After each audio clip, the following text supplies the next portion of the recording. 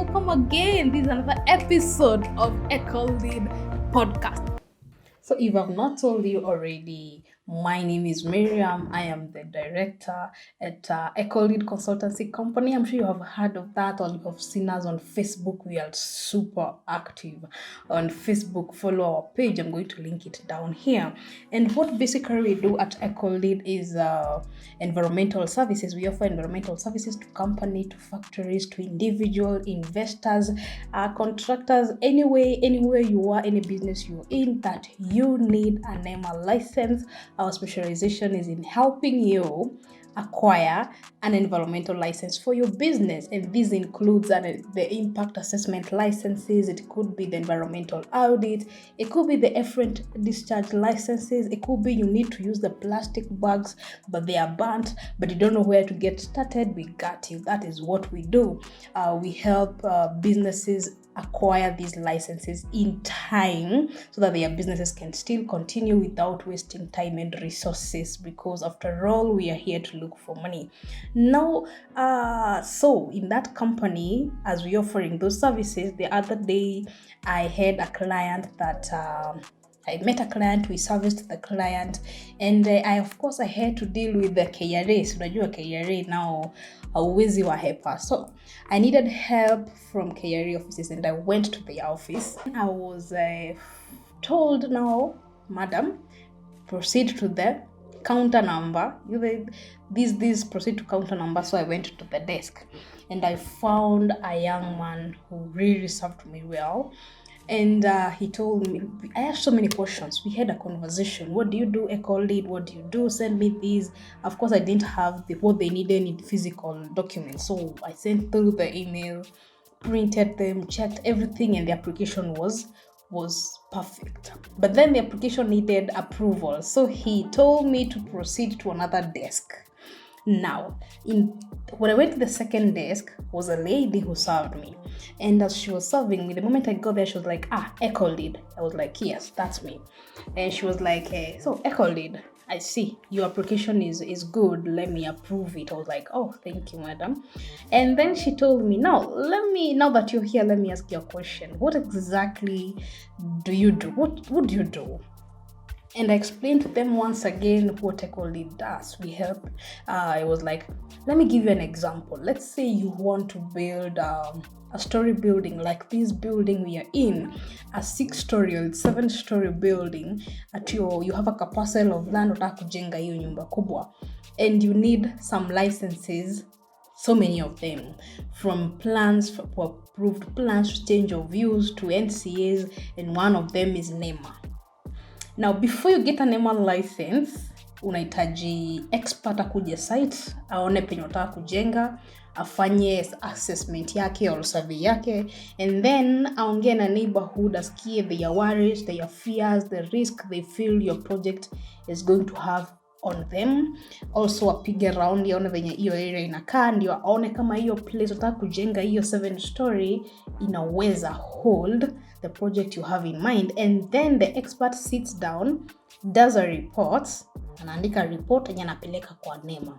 Alafu sasa NEMA wanapitia hiyo report kulingana venye imeandikwa, issues zimeandikwa, description ya site. They either decide kama watakulicense ama hawatakulicense. I was like, oh, okay, so you are working with NEMA. I was like, it's a yes and no. Because yes, I am working for NEMA because they license me. They give me the authority to conduct these assessments and audits and everything else. And no, I don't work for NEMA or with NEMA because I am a private entity. We in the private sector. We are a private company, and that is Echo Lead. But all our experts are licensed. And then she was like, okay, so let me ask you a question either way. Mbona NEMA wanasumbua hivi? I was like, NEMA wanasumbua? And she's like, yeah, everybody's complaining about NEMA. And I was like, well, I'm not going to speak for them because I don't work for them. I only work with them.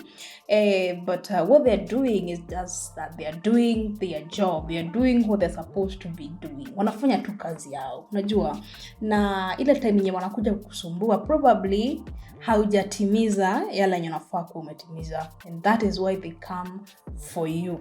But if you have all your licenses and all the requirements and approvals, then haizi kusumbua. She was like, no. NEMA inasumbua. And sio NEMA tu, ni ofisi za serikali zinasumbua. Before you do a building, there are so many things that you need. It's like you have a project maybe yenye umepatwa, umesumbuliwa na like not like NCS, the way they do big red crosses. Who even gives them the power and the authority to do that? That is very wrong. I was like, okay.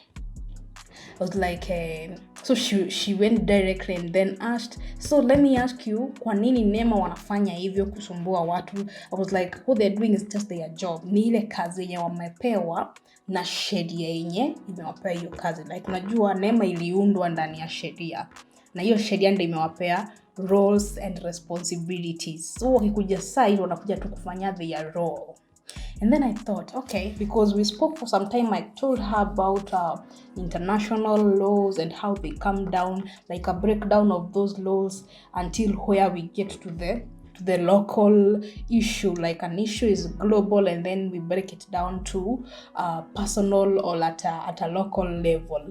And she was like, okay, so but however wewe watetee lakini watusumbua. I was like, okay mom.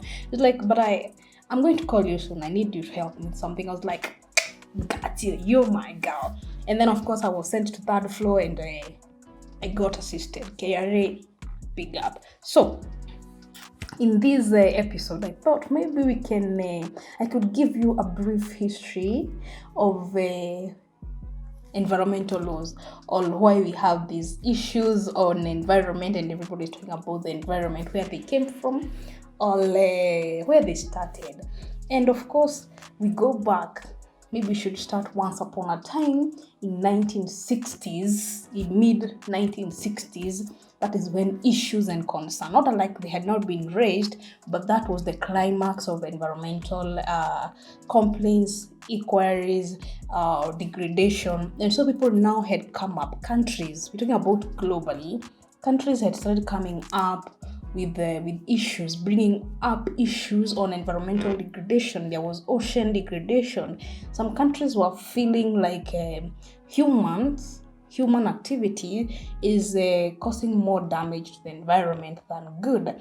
And through the United Nations conventions and the assemblies, there was those concerns that had been raised back to back, one after the other. And it was then that now these issues started becoming hot cake, issues to do with environmental degradation. And so in 1965, there was, let's call it an organization. It was on a United Nations Industrial Development Organization. It was supposed to look at how industries, because most of the countries then were under industrialization phase, how industrialization was causing damage to the environment, okay? So there was that, a body that was created in 1965. And by the way, Kenya was one among the countries that were fighting to host the headquarters of that body in 1965. Damn, I just want to know who is this guy who was fighting for such, because damn, wenyewe Kenya hatuachwe nyuma. But of course, headquarters hazikukuja Nairobi. They are usually in Vienna. There are other countries like Paris, or cities like Paris was also fighting to host the headquarters, but it's lost, and Nairobi pika lose, Vienna ikakuwa, so it's in Austria. And now this body was supposed to talk about industrialization and how people were developing in a way that was harming the environment. Then, like for example, in 1967, there was an ambassador who came up, who stood up and said that humans are causing damage, lots of damage to the environment. And countries like Japan, they even started, they did not just complain then, but they started implementing regulations in their country to curb human activity, that is industrialization, and to avoid environmental pollution. So other countries like America, US started following on such. Sweden, I think, was even the first one to start doing that and complaining. So then it started becoming a serious issue. Venye tu tunaendelea watu wanaanza complaints zimekuwa, an organization imeundwa iangalie into the issue, and some countries voluntarily wameanza ku take action. So it became an issue. And because of this organization of all countries, in 1972, there was this convention. Convention ni kama mkutano, walienda kwa mkutano ama walienda conference. Ilikuwa inaitwa Stockholm Conference. Na hii we know it. Anybody who ever did environment has done a course, they will tell you about this because it's very taught by almost everybody. So this ilikuwa mkutano ya kuongelelea venye watu wanta take action against environmental damage inakosiwa na watu. Kwa hii meeting, they were focusing on human action causing damage to the environment. Walikuwa also wanaangalia the relationship between development and the environment because they wanted to find a way that they can still continue developing but not cause harm to the environment. So that was the main focus of this mkutano ya Stockholm. Ilikuwa held huko Stockholm. And hapo hivyo ndio there were different people who talked, and one guy was from India. I think I'll put his name there. He talked about poverty. He talked about poverty being the largest form of pollution. I just love that because I resonate with this so much. I have been thinking about this in the recent past as I have been talking and thinking about climate change and solutions and all this. I thought the only way we can be able to get out of climate change is we make everybody rich. Call me crazy, but I think that is the only way out. Because think about it, if anybody is poor, they are relying wholly on the free resources that we have. Free resources is soil, air, water, forest, animals. And what they do with those resources so that they can be able to survive is upon them. And they, of course, have a right to that because, human has the sovereign rights over the environment, okay? So, that was a guy that I really resonate with, and he was from India, who talked about poverty being the largest form of pollution. And so they started focusing on how to reduce poverty so that they can be able to reduce this human reliance or dependence on natural resources. Now, the sweet part is, before they even came up with a solution, some guys were busy doing research. Okay, they were busy. There are some guys up with chap. They were busy doing some research. And as they were doing research, they came up with a report of their research. They did interview where walikuwa wafanya tu research yao, and they came up with the report or the finding ya research yao. Na hiyo finding huwa inaitwa Our Common World. Ilikuwa published ikaitwa Our Common World. Okay, so this report, by the way, you can even check it out, Google it and see what they talked about. And that is where, in that report, they introduced this story of sustainable development. I'm damn sure you have heard about sustainable development. So that one came from that report, Our Common World. It's a report, you download it and get a look, see what it talks about. So they talked about developing. They kind of defined sustainable development, okay? And they said it is where we develop, or it is where we meet the need of the present generation. We meet our needs, like sisi wenye tuko huku venye tutaweza commit needs zetu. For example, one of our need is food. We need food, we need money, we need clean air, clean water. Those are needs that we have, but the way we get them should not compromise the future generations way of acquiring their needs. So tunafaa tutafute vitu zenye tunahitaji saa hizi, needs zetu, lakini vile tutazitafuta tusije tukaharibu mazingira ama tukatatiza. Leo nimeongea Kiswahili.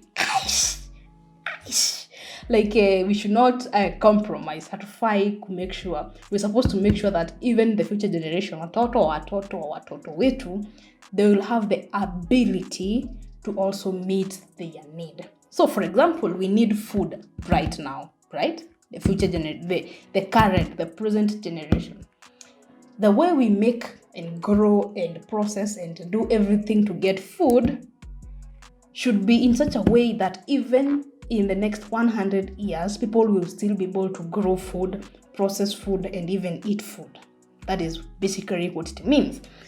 And that was very well received. Sustainable development, the concept or the idea of sustainable development was very well received, and it was seen to be a solution now to this problem they have been having of degradation. Okay, and that is when they started coming up with things like the Millennium Development Goals. You have heard about them, and then the period ended. Now we have others, and they were just looking at how we can be able to develop, but develop in such a way that we do not haribu the environment to an extent that wale wenye watakuja hawataweza kutumia hiyo mazingira. You get what I'm saying, eh? So after that was developed, then what happened is that after now that nimekwambia kulikuwa na wale watu kuna ile organization ilikuwa ya Stockholm, wameongea, walikuwa na focus na issue ile agenda, si ndio? And then before they even made their results or declarations, or before wakama up na solution, hours walikuwa wanafanya research, wakama up na hiyo report inaitwa Common World. So venye ilisomwa na ikaresearchiwa na watu wakaipitia na kwa kuwa na discussions, sasa ile Stockholm ikaweza kumake declaration kama solution or what they came up with, summary conclusion ya hiyo Stockholm conference.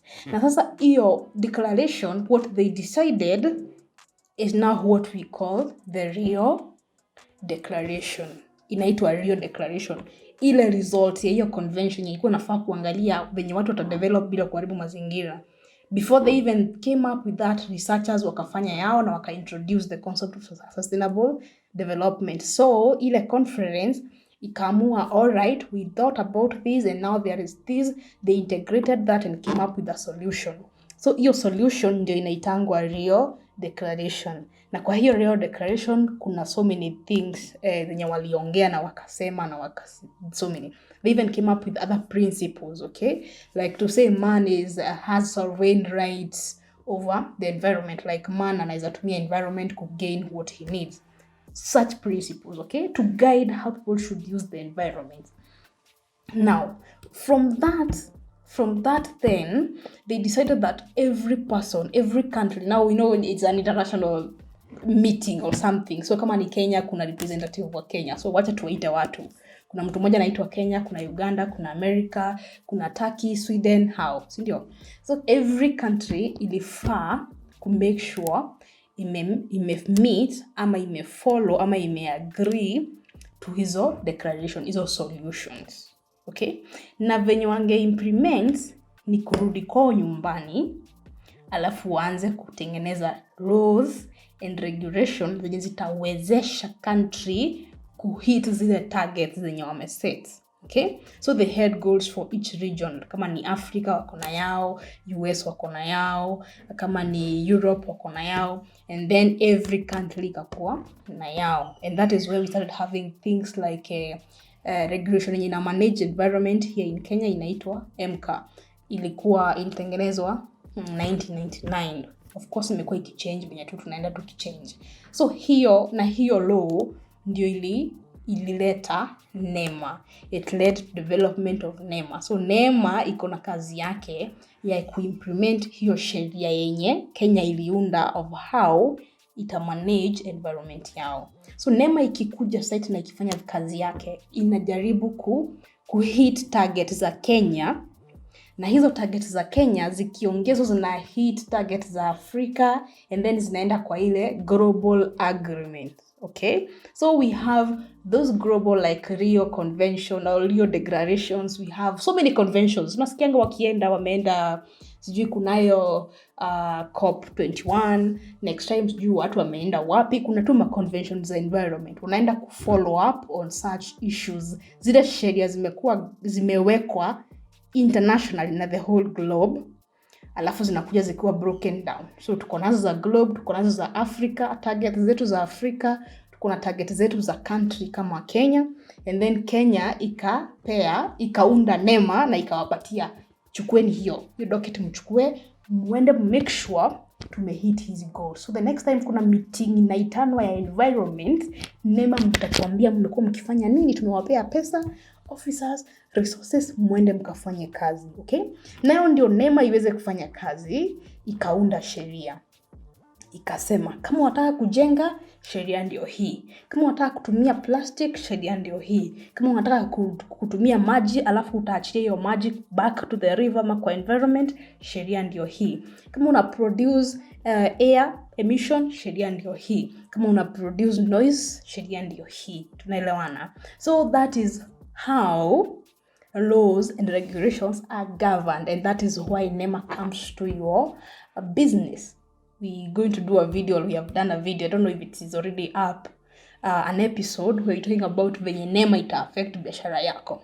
Alright, so that is a short, beautiful story. Of course, I have left out so many things kwa hiyo breakdown, but generally that is how this is the origin of environmental laws and regulations. So I hope you have really enjoyed.